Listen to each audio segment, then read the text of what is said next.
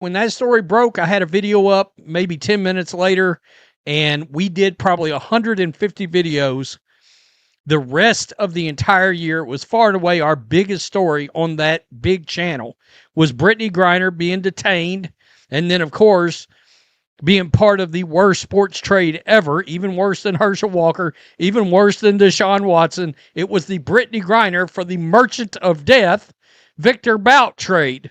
Thank you. Brittney Griner's move to the Connecticut Sun is drawing reactions from multiple directions, and the loudest voices are not exactly celebrating the decision. Griner did not spend long in Atlanta after Angel Reese's arrival and is now headed to Connecticut on a 7-figure contract, according to sources confirmed by ESPN. The broader context around this deal is that the Sun franchise is preparing to relocate to Houston in 2027, making the signing widely interpreted as a longer-term play to position Griner back in Texas, where she grew up and attended Baylor University. Joe Biden. I find this hilarious because it tells me, Houston, you may have a problem. Because if you think you're trading for Brittney Griner and you believe anybody in Houston gives a rat's ass and or Texas, do you think she's a draw? Because she's not. In Texas, she's... That Texas connection, however, is precisely where skeptics are pushing back hardest. The argument being made is that Griner simply does not move the needle with audiences in that region, regardless of her resume or name recognition elsewhere.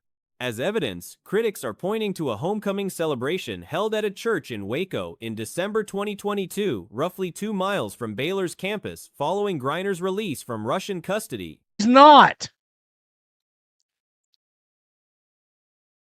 There's people out there screaming at me. He, Rhodes, he. I'm just being real. People in the comment section go fill up the comments.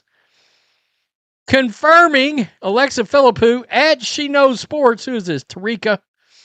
10-time All-Star Brittney Griner is signing a 7-figure deal to join the Connecticut Sun, sources confirmed to ESPN. Detractors were quick to point out that Griner was arrested for violating Russian law, and that framing her detention as wrongful misrepresents what actually occurred, whatever one's opinion of that law may be. Jason Whitlock weighed in sharply, taking aim at ESPN for splashing the Griner trade across the top of its homepage and treating it as a headline-level story. His position was direct. The trade does not belong anywhere near the top 10 sports stories of the moment, let alone at the top. And the outlet's continued effort to frame Griner as a marquee figure reflects a disconnect from where the actual audience's attention sits. They already tried to make this story bigger than it is, and we'll look at it in a minute, because Jason Whitlock, he went scorched earth on ESPN, trying to once again prop up Brittney Griner as some massive hero. A massive gift for the Sun in their final year in Connecticut. BG is also from Houston, as the Sun franchise preps to relocate to the city in 2027. Look, I'm just telling you right now, There is one notable sidebar worth mentioning. Griner and Sophie Cunningham are close, having played together previously on the Phoenix Mercury. Whether that personal connection has any influence on where Cunningham lands in free agency remains to be seen, but it is a thread that observers are tracking. As for the Houston situation specifically, questions linger about whether the commitment made under the Connecticut banner will fully carry over once the franchise completes its relocation. Be better off signing a Sophie Cunningham or Alexi Hull, or, just look, read the room in Texas. Be smart. Gabby Williams would be a good, there are players out there that you could get that people might want to come out and see.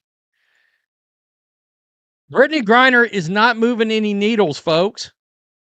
Yeah, the structure of the deal and what obligations transfer with the move remains a point of uncertainty heading into the offseason. The odds of Sophie Cunningham returning to Indiana are looking increasingly unfavorable, and the primary reason comes down to a market that has made wings and forwards significantly more expensive than the Fever can comfortably accommodate.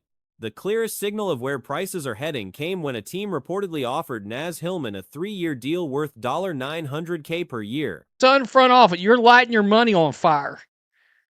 It's hilarious. And ESPN's even more hilarious, got called out. You stated Brittney Griner was wrongfully detained in Russia. What do you mean by that? She was not detained for violating Russian law? Question mark. Yeah, she was.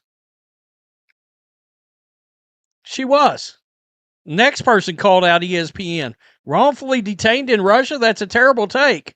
She broke Russia. Hillman averaged around 8.6 points per game last season, shot just 32% from three, and is not a standout rebounder or defender. She is a functional player, nothing more.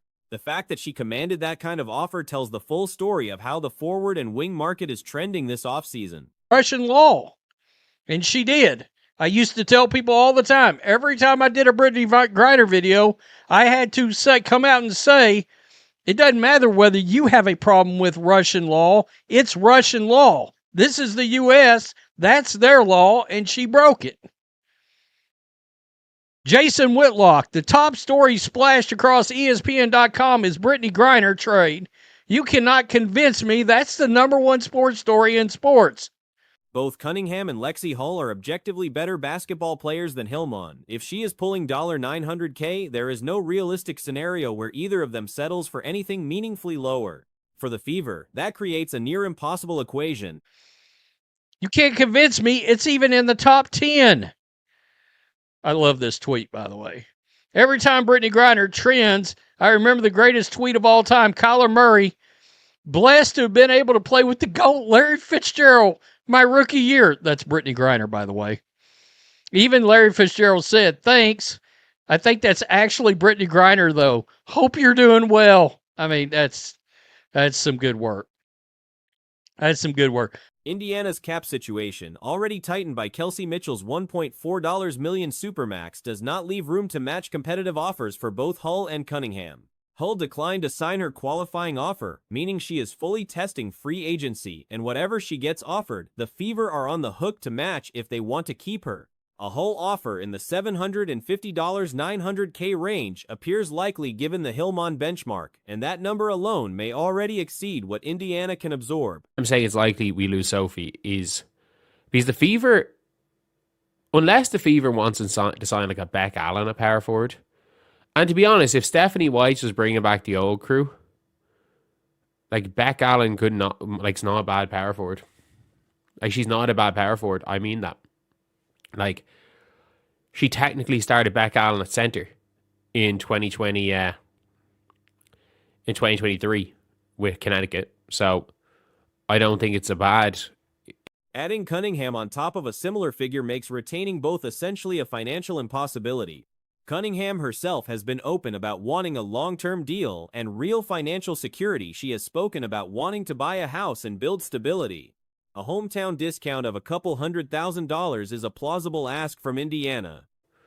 I don't think it's a bad shout. Like, at the same time, you've got her as a shooter who can play a little bit of defense. I wouldn't hate that move. But like, you need to make that type of a power forward signing to afford Sophie and Lexi. But the draft as well, it looks like they're not going to take a point guard because of the Ty Harris situation. As well as that, if you're not taking a point guard, a discount of $400, $500K is not. That kind of gap is not a negotiating difference. It is a different contract entirely, and expecting a player at her level to accept it is unrealistic. There is also the structural problem of what the Fever actually need at the forward position, regardless of cost. As well as that, if you're not taking a point guard, there's no bigs. You're taking a wing. So you're taking one of Hakwes and Niepkins, who does the same thing as Hull and Sophie, and that's unless you're trading a pick.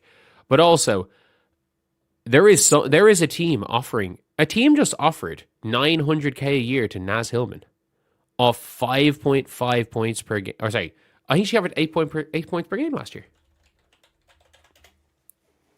I think she averaged 8 points per game. Like this, I mean this when I say this. This is how Alia Boston, whatever her listed height may suggest, functions as one of the smaller centers in the league. The team desperately needs a legitimate stretch four, someone who can spread the floor, defend its size, and take pressure off Boston in the front court. Cunningham played some power forward minutes last season, and the results were not encouraging. Like this, I mean this when I say this. This is how irrelevant Naz Hillman is.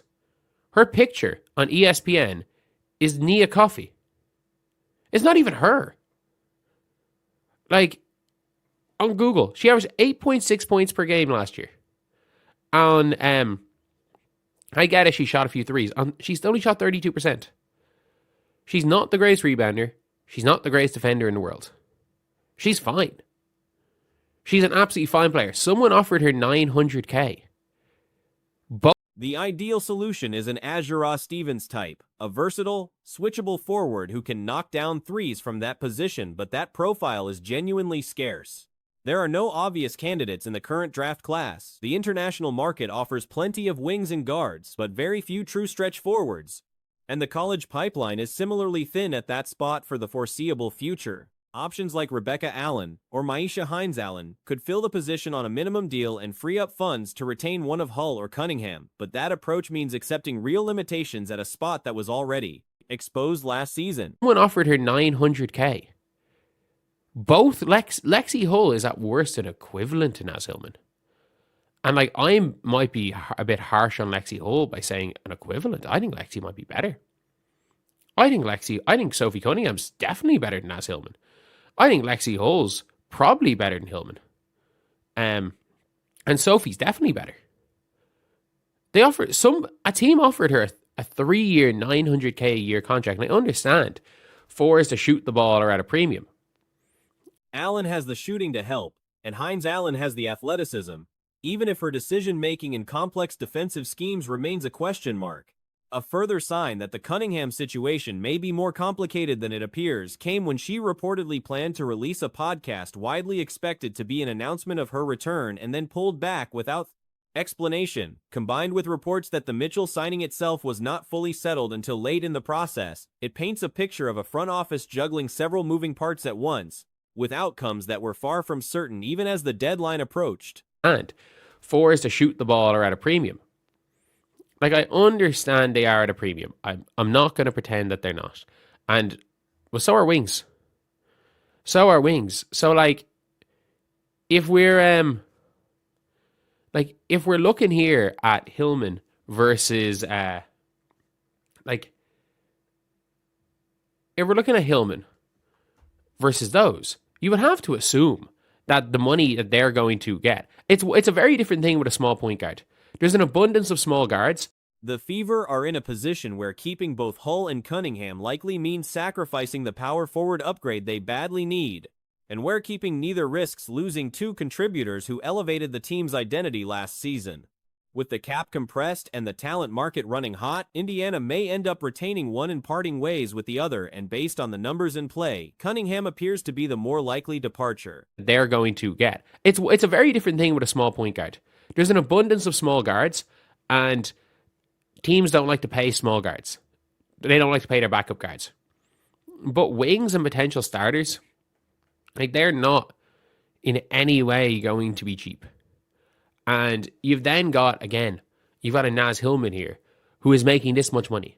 So, look, I don't see Sophie not getting an $800K. Any team that's willing to offer Naz Hillman a 3-year, $900K a year deal. Naz Hillman, a 3-year, $900K a year deal.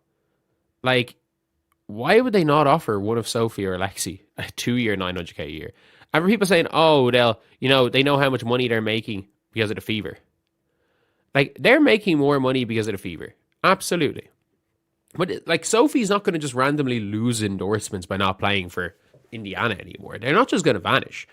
And also, like, she's not going to lose $400K a year by not being in Indiana.